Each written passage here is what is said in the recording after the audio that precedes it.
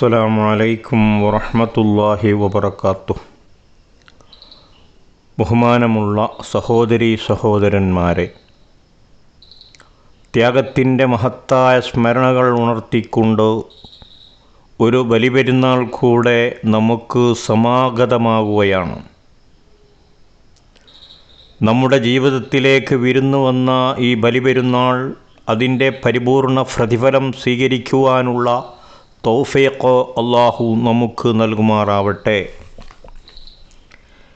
പെരുന്നാളിൻ്റെ സന്ദേശം നമ്മുടെ ജീവിതം ഇഖ്ലാസുള്ളതാക്കി തീർക്കുക എന്നുള്ളതാണ്. അപ്പോൾ നമ്മുടെ പ്രവർത്തനത്തിൻ്റെ കേന്ദ്രബിന്ദു അല്ലാഹുവായിത്തീരുന്നതാണ്. 5000 വർഷങ്ങൾക്കപ്പുറം ജീവിച്ച മഹാനായ ഖലീലുല്ലാഹി ഇബ്രാഹിം നബിയുടെയും മകൻ ഇസ്മായിൽ നബിയുടെയും ത്യാഗത്തിൻ്റെയും കഥനത്തിൻ്റെയും സ്മരണകളാണ് ബലിപെരുന്നാൾ.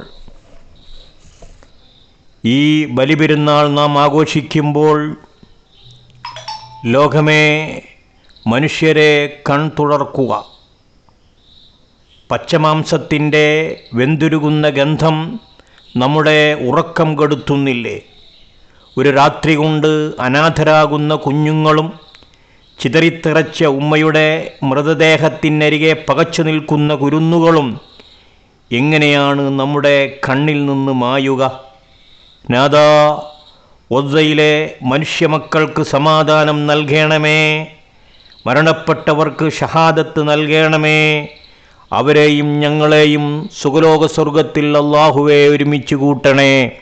അല്ലാഹു അക്ബർ, അല്ലാഹു അക്ബർ, അല്ലാഹു അക്ബർ, അല്ലാഹു അക്ബർ, അല്ലാഹു അക്ബർ, വലില്ലാഹിൽ ഹംദ്. അസ്സലാമു അലൈക്കും വറഹ്മത്തുള്ളാഹി.